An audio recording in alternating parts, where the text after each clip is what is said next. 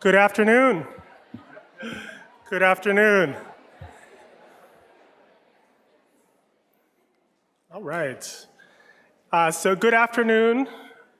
My name is Phil Weinberg. I'm the CEO of Strive, and I have the great honor of serving as the board chair of the New York City Employment and Training Coalition. So thank you all for being here. What incredible speakers, what amazing energy this morning.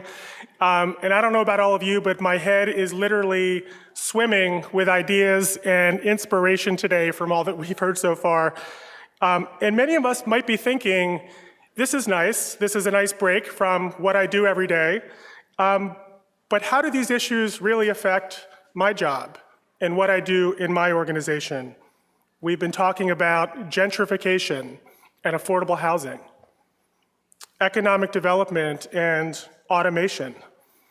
And the reality is that the topics we've discussed today have everything to do with what we do as organizations and what all of us do when we show up every morning. The forces that we've described today are the ones that are impacting the New Yorkers who walk into our doors every day. These are the moms and the dads, the young adults, those who are coming out of incarceration and looking for a second chance.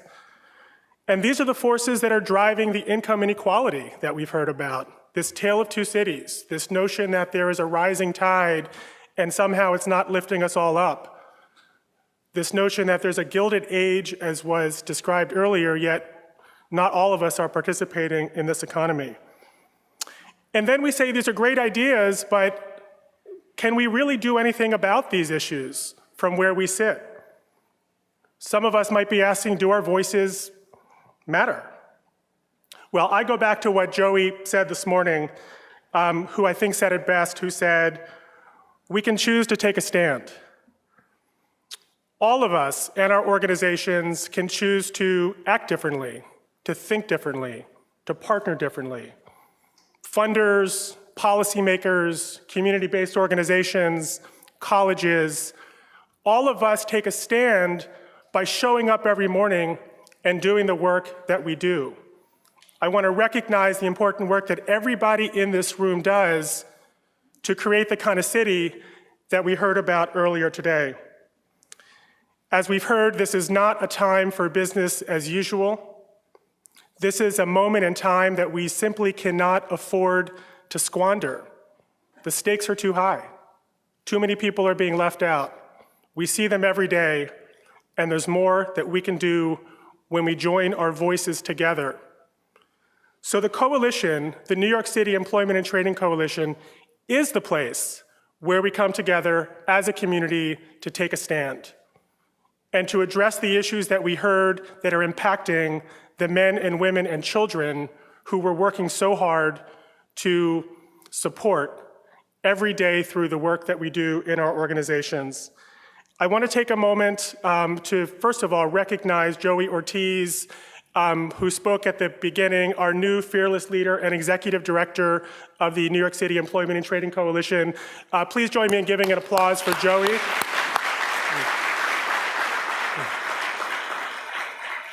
He joins an amazing team of Annie and Jesse, but brings just great energy and perspective and thinking differently about how do we tackle these issues? How do we connect the dots in ways that haven't been connected?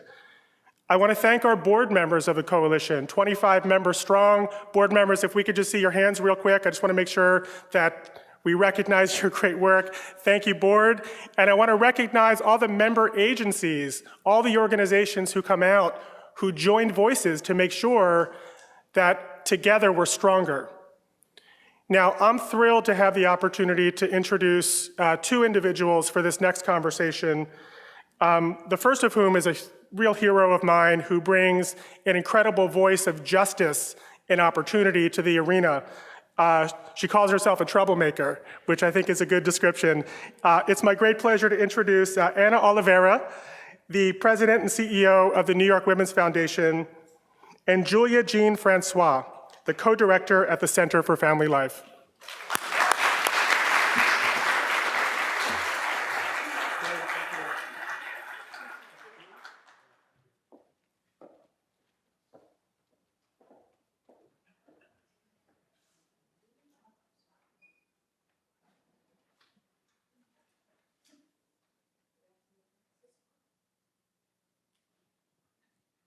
All right, good afternoon, everyone. So delighted to be here with my dear friend and colleague, Ana Oliveira. And I'm going to begin our session by asking Ana some questions about her thoughts as the leader of one of the most wonderful and significant foundations in New York City and among the most innovative and risk-taking and terrific. How does the New York Women's Foundation define their economic security strategy? And how does workforce development fit into that, Ana? Okay, good afternoon, everybody. Thank you for being here after the meal, the lunch. I know it is a fire chat talk, but I thought it was more like post-dessert conversation, which is difficult. So, and I want to thank Julia for doing this together.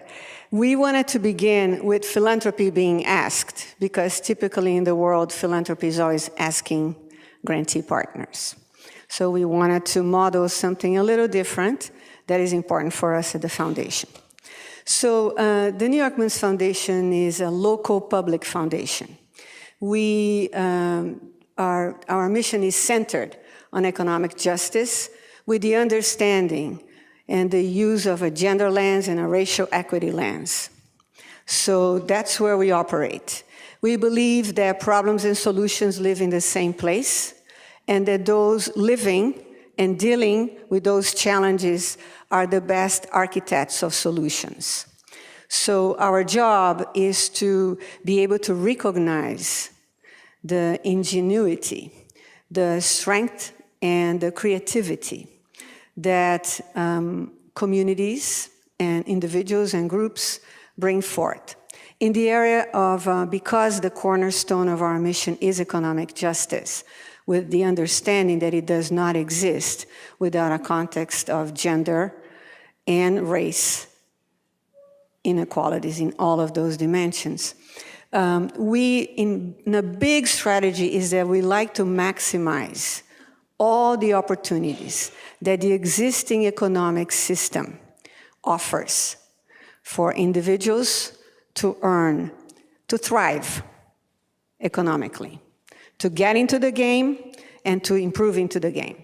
To improve so that from a workforce point of view, we want people that haven't had access to work, to training, to have that. And we want people that have had that to continue to have opportunities for training and education so they can earn living wages and thriving wages. Another part of our grant making in this area is supporting new economic arrangements.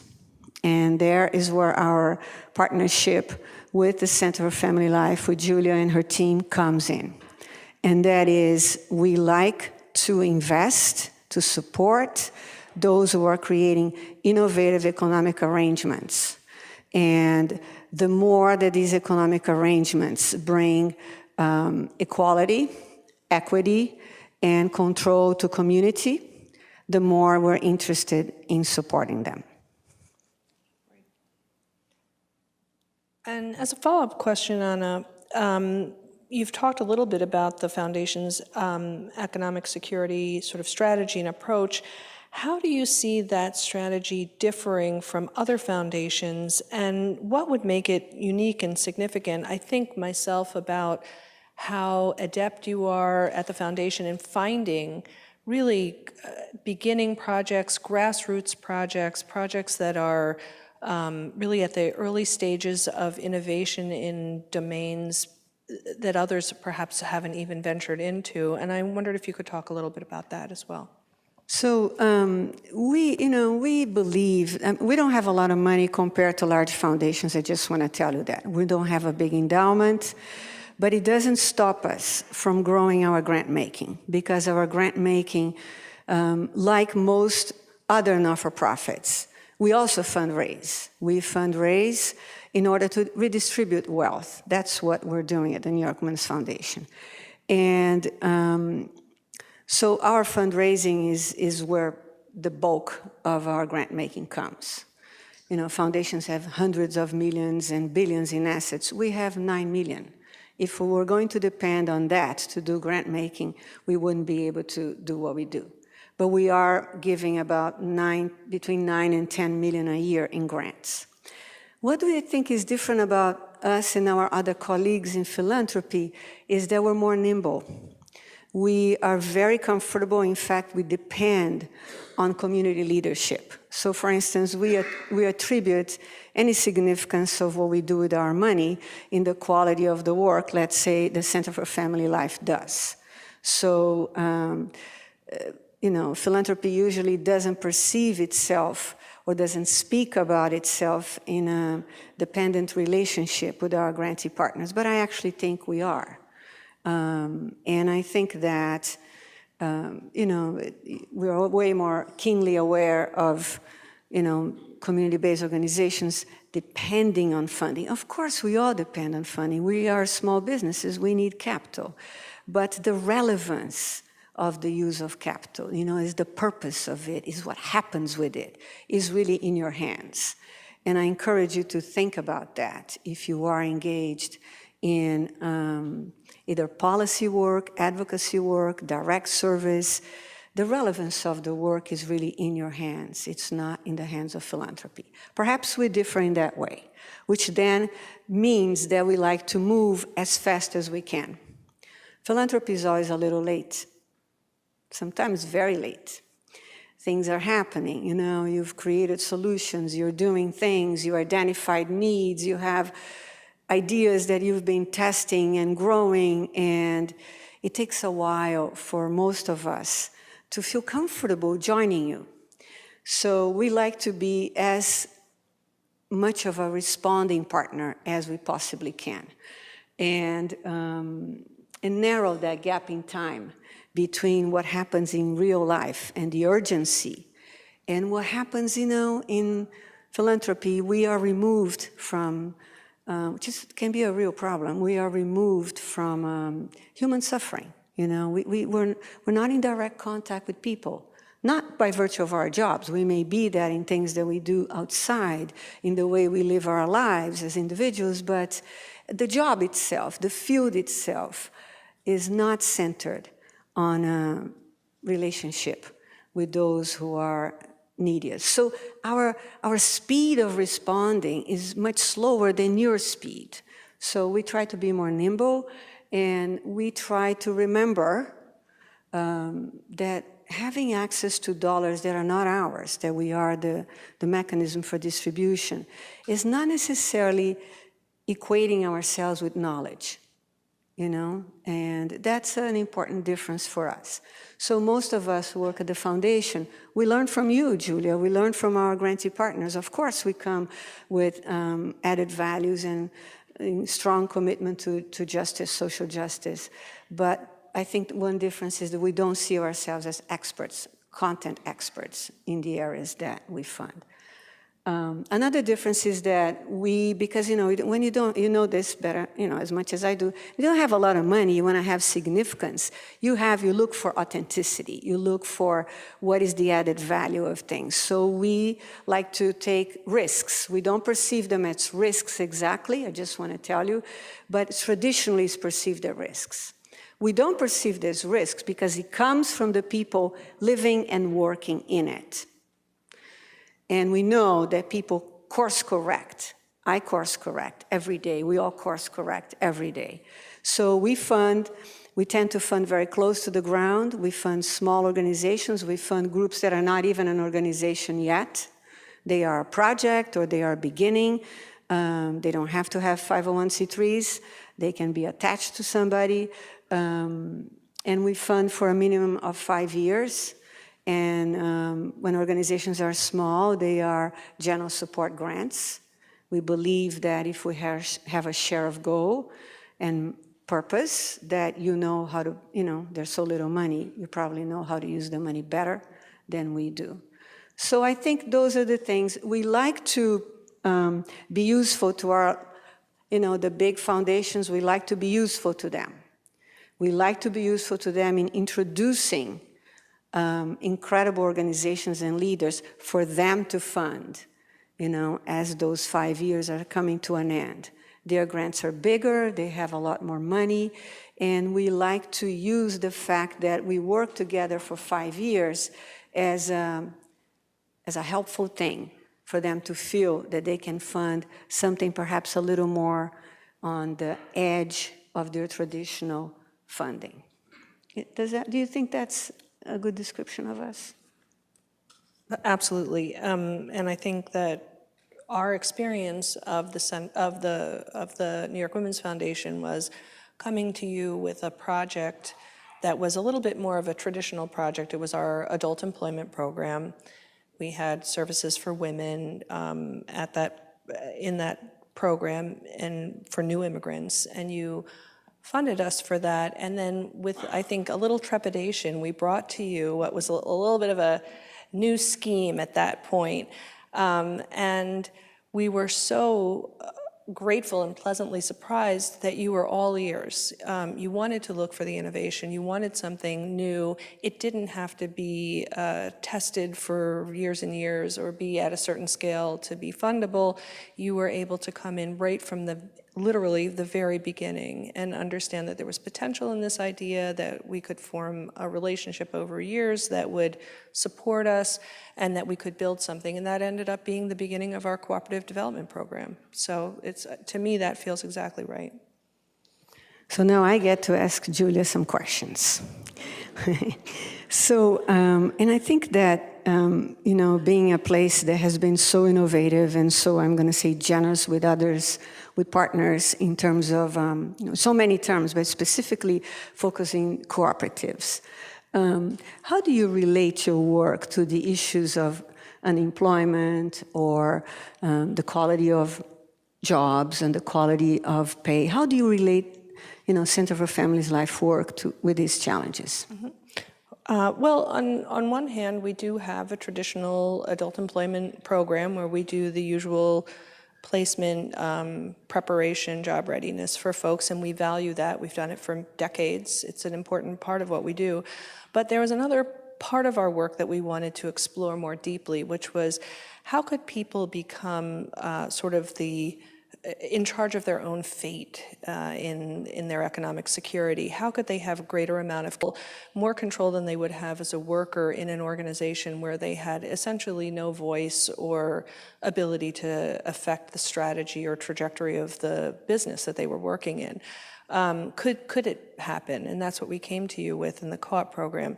And what we conceptualized early on was how could we create jobs, essentially, with the women and men who would think them through and develop the format for working in charge of the entire process. And the format that we came up with was the cooperative business development format. So in a cooperative, every person is an owner of the business, and there's democratic decision-making that takes place to help people shape things like the contract that structures their work, or the conditions in which they'll work, or the fees that they're going to be paid. And what we found was that by looking at business development as a step that people could access, they not only developed a steady income and an ability to kind of connect to wages that would support their families and be living wages, not exploitative wages, but they also developed assets, and the assets were the businesses themselves. The businesses that we helped to develop have brand names, they have a client base, they have a value in and of themselves that has grown over the years.